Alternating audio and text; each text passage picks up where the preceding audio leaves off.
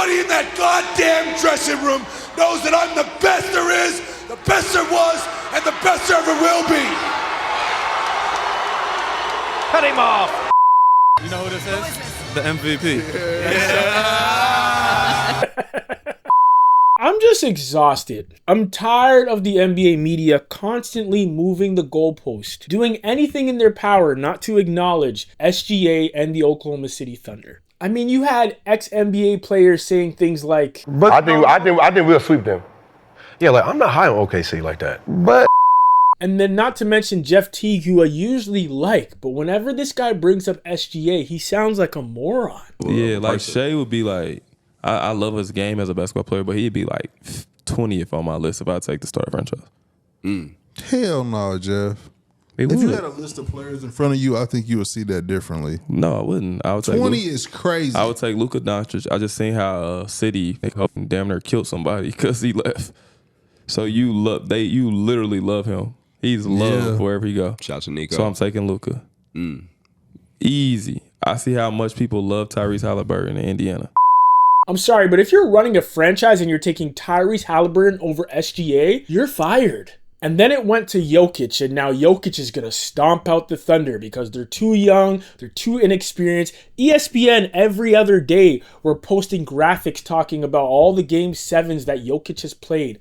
Like that is a flex. Playing 36 Game 7s is not a flex. You're supposed to close teams out. And the Nuggets have notoriously struggled with that. And I know y'all remember this smirk after the Thunder lost in Game 3. People were dissecting it, saying he's not ready. Look how happy he is. Looking for any clue just to back up their own bias. I know how the game goes. I know how life is. It's easy to taunt, and when you're up.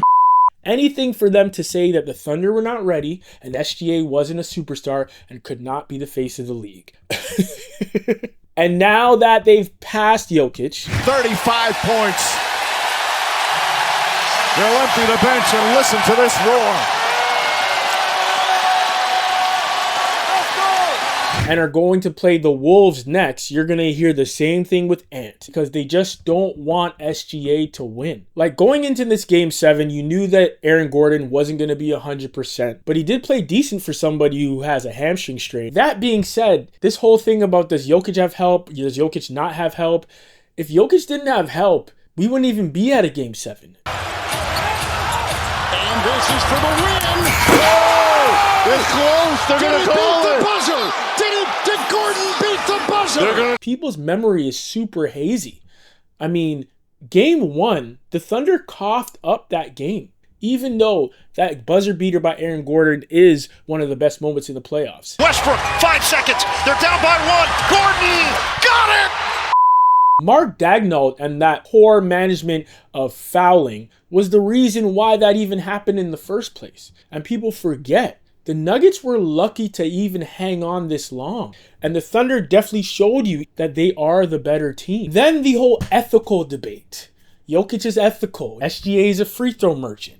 I mean, if you look at the stats for the whole series, the Nuggets had 192 free throw attempts, while the Thunder had 175. Who's getting more of the calls here? I mean, my guess it would be the Nuggets. Even coming down to this game 7, at halftime, Jokic had 11 free throw attempts, and the entire Oklahoma City Thunder team had 5. Who's getting favored by the refs? This whole narrative and spin just to try to avoid SGA getting to where he is supposed to be is ridiculous. You guys have never been more wrong in your lives. And even after this game, you'll still do it until Ant loses. And when Ant loses and the Oklahoma City Thunder win an NBA championship, barring any injury, God forbid, I can already hear the people saying, oh, that's a fake Larry O'Brien. It's a fake title. That's a fake MVP. It's just sad. This team is great, and they're doing what great teams do. They've showed you the entire year how great they are. It's different from those teams that are only good on offense, because your offense and your shot not falling can come and go. But this team that hangs their hat on being one of the best defensive teams in NBA history, they've shown you time and time again that if the shot isn't falling, they're going to crush you on the defensive end. People are doing the most mental gymnastics just to ignore how great this team is. Pathetic. Now, I gotta admit, At the beginning of the game, especially in the first quarter, it was a little shaky. I mean, Christian Braun came out super aggressive. The Thunder started on a 0 for 5 shooting spree from 3. They made nothing. It looked yucky. I mean, if you look at his shot chart, you can see he only missed 2 shots in the first quarter. He hit threes. He made a nasty dunk. And remember, in Game 6, Christian Braun had a great game then too. So, I mean, it was a great start for the Nuggets. That was until basically the second half of the first quarter, where the defense started to pick up and Alex Caruso came in. And I mean, you're going to hear this time and time again. Caruso was such a difference maker for the Oklahoma City Thunder. I mean, this guy's hitting threes, but his defense, especially when they put him on Jokic. Hartenstein had like 2 fouls, and I guess the coach is trying to be a little careful. And they put Alex Caruso on Jokic just to try to like avoid passes getting into him. Caruso's style of defense was basically just to like irritate him, just to avoid passes getting thrown to him, and it worked. Caruso's defense reminds me of Stewie in Family Guy that time when he was nagging his mom. Mom! Mommy! Mommy! Mommy! Mama! Mama! Mama! This dunk on Jokic, I didn't see that coming. And his defense as well. I mean, Caruso and Cason Wallace were forcing turnover after turnover after turnover. Another turnover. Back to Williams. Inside. It's good. And the Thunder capitalized every single time. They had 39 points on turnovers alone. When you have 22 turnovers and Denver only have 9, I don't know how you can win a game like that. And so at the end of the first quarter, the Nuggets still had like a slight lead. But then in the beginning of the second quarter, David Adelman decided to bench Jokic and Murray at the same time. Everybody's scratching their head because for the entire regular season, when Murray and Jokic weren't on the court at the same time, that was a minus 24 net rate. The team wasn't doing hot. And so in 1 minute, Oklahoma City ran up like 6 or 7 points, took the lead, and never looked back. Are you saying that because I'm inexperienced and that was an inexperienced decision that I made? And then when you look at the bottom half of the second quarter, with like 3 minutes left, Oklahoma City went on an 18-5 run to close out the half. It was a wrap after that. They just began to balloon the lead. At one point, the Thunder were close to 40. It's so funny because even with all this evidence as to which team was better, you still had people complaining about Scott Foster being in the game. And like, I know Scott Foster is not a trustworthy ref. I don't think he should be in the NBA anymore. But when you look at the free throw discrepancy for the entire series, it's obvious the Nuggets are getting more calls than the Thunder. People are just grasping at air right now, trying to catch water with these terrible excuses. And I understand why Adelman decided to bench Jokic and Murray. I mean, should he have done it at the same time? No. Stagger those minutes, my guy.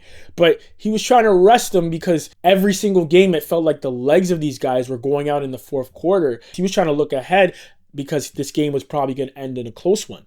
It didn't end in a close one at all. But I don't think that had to do with the benching at all. I really think that even if he let them start the second quarter, this game was never for the Nuggets because the Thunder are a better team.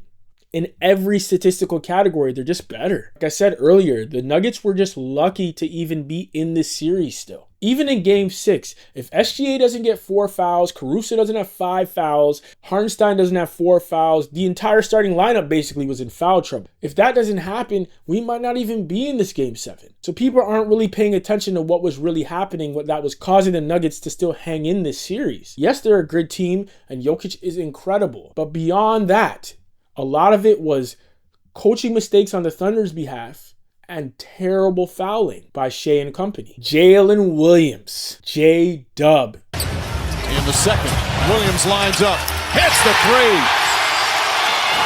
Came to ball today. 10 of 17, my guy. 59%. Way to turn it around. I mean, he was not having a great series at all. He had one game where he went for like 32, but other than that, his percentages were terrible. Last game in particular. But today, I had a feeling. And he delivered.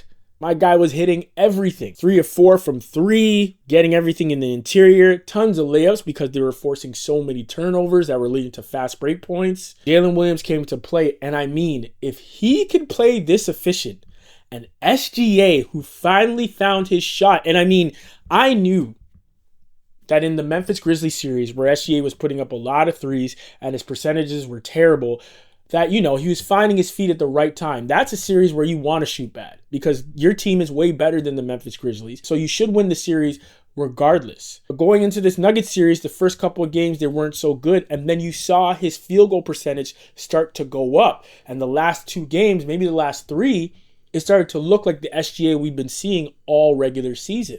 Shooting at an efficient clip, getting to the mid-range, basically getting to any spot he wants. But in this game, even the 3 was falling. And once you see SGA hit 1 or 2 threes, that game's not yours anymore. Because he's not a good 3-point shooter. That is his biggest weakness, in my opinion. If he's able to hit some threes, it's impossible. And if you look at SGA's shot chart, I mean, Jesus. 12 of 19? Are you dumb? 62%? What? Like, talk about efficient. And he hit 3 threes? That's a long night for anybody. And so, like I said, if SGA and Jalen Williams are playing like this, because you know the defense is always going to be there, they might blow out the rest of the postseason. They had 2 big blowouts in this series. That's what you get if you couple this defense with SGA and Jalen Williams hitting their shots. There's no team in the league that is close to this. And that's why I don't understand why people are praying and hoping that this guy doesn't get to where he needs to be. But I do understand. SGA is a Canadian and Oklahoma City is a small market. Everybody wants the same teams to win for the rest of their lives. Lakers, Golden State, over and over and over and over and over. How boring of a league would it be if there was no parity? I wouldn't watch anymore. I gotta say that as a black Canadian, seeing SGA running the playoffs with Lou Dort from Montreal right beside him, and then you got SGA's cousin, Nickeil Alexander-Walker, over there on Minnesota, fighting for the Western Conference Finals. Man, Canadian basketball has come a long way. And can you imagine if Mark Jones is on the call for the finals? This is legendary. Anyway, congrats to the Oklahoma City Thunder. Western Conference Finals are right around the corner. Let me know what y'all think in the comments below. Y'all think the Thunder are going to win a championship like I do? Or are you still trying to hate on SGA saying, now he's a free throw merchant. Now the Thunder are fake. It's going to be fake. It's fake. It's a conspiracy. Scott Foster. Let me know what y'all think in the comments below. Please like, share, and subscribe. And until next time.